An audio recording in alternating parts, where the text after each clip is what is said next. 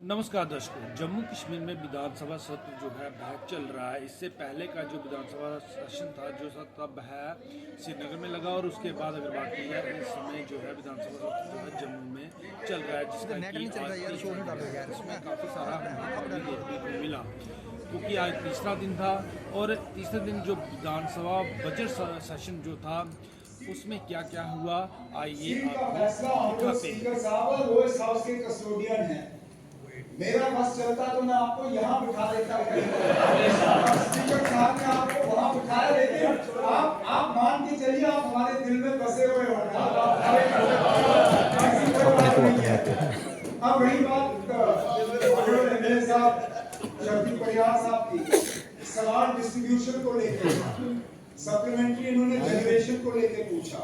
अब कुछ हद तक जनरेशन की बात जो है मैं जब ग्रांट एलजी एड्रेस पे बात होगी, बजट पे होगी, ग्रांट्स पे होगी, उस दौरान मैं इसका जिक्र करूंगा।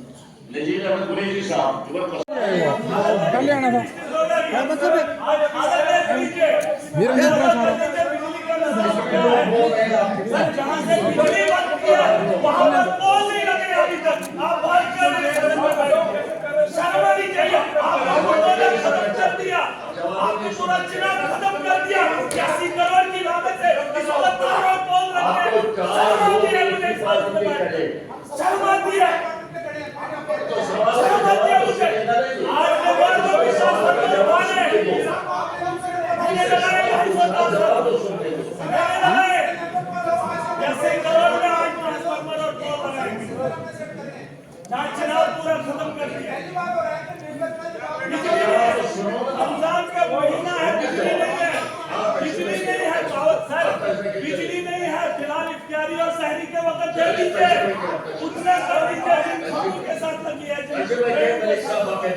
नहीं, ये सब फिक्र करने की बात नहीं है।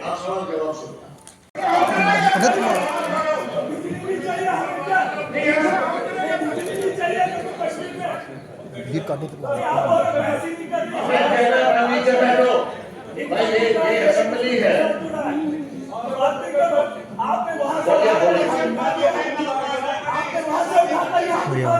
स्वाद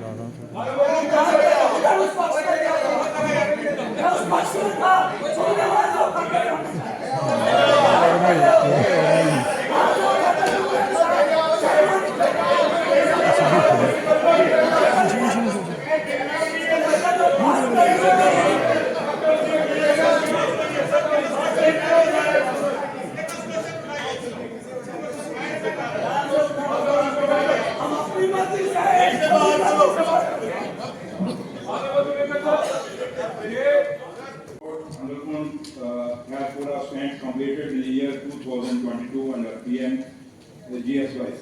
Regarding the road along Old Barangi Canal from Bilal to Vandargaon, macadamization work on the road was successfully completed in year 2023 under languishing scheme.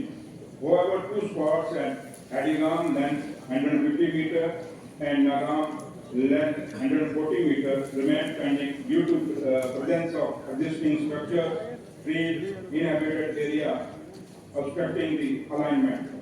Part B, no such proposal is under consideration in the department. Part C, funds under NABARD schemes are released every year for approved projects against the mentioned cost and work done. Sir, ये जो दो जगह आपने बताई कि ये बंद हैं, ये कब तक खुलेंगी सर? देखिए, जहाँ तक क्योंकि उसमें स्ट्रक्चर्स हैं और कुछ इलाके ऐसे हैं जहाँ पे लोगों का रहना है, और उसमें काफ़ी चीज़ें कहीं ना कहीं उनका मुआवजे का है। अगर आप हमें वहाँ मदद कर दीजिए, अगर आप वहाँ पे लोगों के जो स्ट्रक्चर्स हैं उनके लिए, और दूसरा जो कोई ऑब्स्ट्रक्शन है उसके लिए हमें मदद कर दीजिए, और डिपार्टमेंट उसमें पूरा करेगा। और जल्दी से, क्योंकि डिपार्टमेंट को चाहता है और डिपार्टमेंट की कोशिश भी है कि हम जल्दी से जल्दी उसको रोड को थ्रू करें, लेकिन क्योंकि वहाँ लोग रहते हैं, आप किसी गरीब का घर उजाड़ना भी हमारे हाथ में नहीं। हम आपकी तरफ से हम आपकी हक चाहेंगे और आप मदद करिए, और जितना आप मदद करेंगे हम पूरी कोशिश करेंगे उसको खोल देंगे। Thank you. Doctor Narendra Singh ji. मैं इस कैंपेन नशा मुक्त अभियान जब से शुरू हुआ है, इसमें वज़ीर आज़म साहब ने जो वहाँ से शुरुआत की है, तो इसमें काफ़ी कुछ अगर अभी मैंने जवाब में कहा है कि कुछ हद तक डिक्लाइन हो गए हैं, कुछ हद तक केसेस में कमी आई हुई है। मैं नहीं कहूँगी कि सारा कुछ ठीक हो गया। और एग्जिस्टिंग लॉज जो हमारे पास है, बहुत हमारे पास कानून है, कानून में कमी नहीं है जो हमारे पास एग्जिस्टिंग लॉज है। जैसे ऑनरेबल मेंबर तारिक अमीर साहब ने कहा है, नए लॉज बनाने की ज़रूरत नहीं है, जो ऑलरेडी लॉज है उनको इम्प्लीमेंट करने की ज़रूरत है। और मैं समझती हूँ कि सबसे ज़्यादा इम्पोर्टेंट वही है, अगर जो एग्जिस्टिंग लॉज हमारे पास है उनको अगर हम एनफोर्स करें, उनको अगर हम सही तरीके से इस्तेमाल करें और काफ़ी हद तक हम इसमें कामयाब हो सकते हैं। दूसरा, मसूदी साहब ने कहा है 11 एडिक्शन ट्रीटमेंट फैसिलिटीज इस टाइम फंक्शनल है कश्मीर डिवीजन में, और इसमें 9 जो है वो जम्मू डिवीजन में। इससे मिला जुला के health department and police department, इसके कई जैसे एजुकेशन डिपार्टमेंट के अंदर, कॉलेजेस में, स्कूल्स में, प्राइमरी मिडिल, चाहे वो आज आप देखते हैं ऐसे केसेस हैं, दोनों male as well as female जो है उनकी तादाद जो है, जो मैंने फिगर्स में दिखाया है, काफ़ी हद तक ज़्यादा है। और मैं ऑनरेबल मेंबर्स को गुजारिश करती हूँ कि सिर्फ नाम के लिए हम यहाँ मैं जवाब दूंगी या वो सवाल पूछेंगे, अगर कुछ भी सजेशन देना चाहे, अगर हम इसको जितना ज़्यादा हम इसको ठीक कर सकते हैं, ये हम सबका कंसर्न है, सिर्फ अकेले हेल्थ मिनिस्टर का कंसर्न नहीं है, सिर्फ अकेले गवर्नमेंट का कंसर्न नहीं है, इसमें हम सबको मिलजुल के काम हेल्थ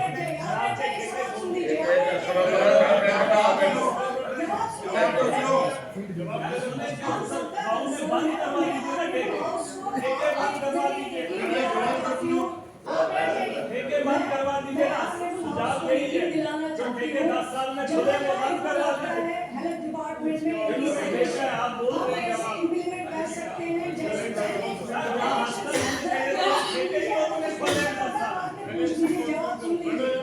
जैसे इलेक्शन से पहले हमारी पार्टी ने एक मैनिफेस्टो कमेटी, एक इलेक्शन कमेटी बनाई, जिसमें कुछ एक्स मेंबर्स एमएलएज है, उन्होंने काम किया है, एक रिपोर्ट बनाया है। उस रिपोर्ट को भी हेल्थ डिपार्टमेंट में ऑलरेडी जो है अडॉप्ट किया हुआ है, उसमें ऑलरेडी हेल्थ डिपार्टमेंट काम कर रहा है। और मैं समझती हूँ कि अगर आपके जरिए से ऑनरेबल मेंबर्स जो भी सजेशन देना चाहें, 90% जो एज ग्रुप है 17 से लेकर 30 साल तक जो बच्चे हैं उसमें इन्वॉल्व हैं। डी एडिक्शन सेंटर बनाने से ये चीजें खत्म नहीं होने लगी। 6 लाख लोगों के लिए आप कितने डी एडिक्शन सेंटर बनाएंगे, इसका रूट और इसके सोर्स को खत्म करना पड़ेगा। उसके लिए हम क्या कर रहे हैं, उसके एजुकेशन देने के लिए बच्चों के लिए हम क्या कर रहे हैं, ये बताया जाए। मैं ये कह रहा हूँ कि नौजवानों कारोबार आपका है और फंसे हम बड़े लिखे नौजवानों को आपने जहाँ तक इस सवाल का ताल्लुक है, ये हम सब के लिए बहुत अहमियत का हाल सवाल है। और अभी हमारे ऑनरेबल मेंबरान ने सरकार से पूछा कि क्या करने जा रहे हैं, क्या किया, लेकिन मैं सिर्फ इतना ही कहूँगा कि पिछले 10 साल से सरकार की लगाम किन के हाथों में, वो जवाब उनको जवाब देना चाहिए कि आपने डेवलपमेंट के नाम पर जो कहा था, क्या यही डेवलपमेंट है कि नशा आज घर घर फैला है? मेरी गुजारिश है, इसको सियासी हरकत ना ले हम, बल्कि गुजारिश है सरकार से कि इस बारे में माहिरीन की टीम को कॉन्स्टिट्यूट किया जाए, बल्कि हाउस कमेटी को भी तश्कील दिया जाए, ताकि हर मेंबर या हर पार्टी के साथ ताल्लुक रखने वाले जो मोतबर मेंबर पाने के लिए कुछ कर सके।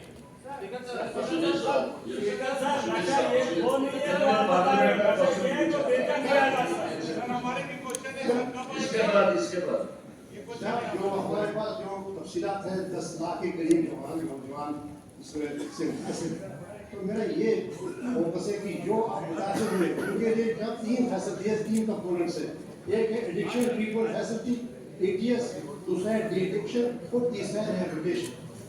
तो जो जमीन पर देखा गया है कि हमारे पास डी एडिक्शन सेंटर्स की बहुत कमी है, बल्कि आप पेरेंट्स को प्राइवेट जो इंस्टीट्यूशन बने हैं उनमें बाहरी हुकूमत देकर उनको बच्चों को भेजना पड़ता है और उसमें जो उनकी फर्स्ट के उसके बाहर है उनकी चीजें तो कितने और दूसरी बात है हमें रीइंटीग्रेट करना है उन बच्चों को जो मुतासर हुए डिडक्शन के बाद रीइंटीग्रेट और कितने रिहैबिलिटेशन सेंटर तो कितने रिहैबिलिटेशन सेंटर्स हमने किए हैं और क्या आगे का क्या प्रोग्राम है और दूसरी बात है डिडक्शन सेंटर्स कितने हैं ताकि कम से कम अगर किसी परेशानी के जो भी बच्चे मुबतला हुए उनकी डिडक्शन हो जाए और फिर उसके बाद उनकी रिहैबिलिटेशन अगर एक फोन ही कमना चाहिए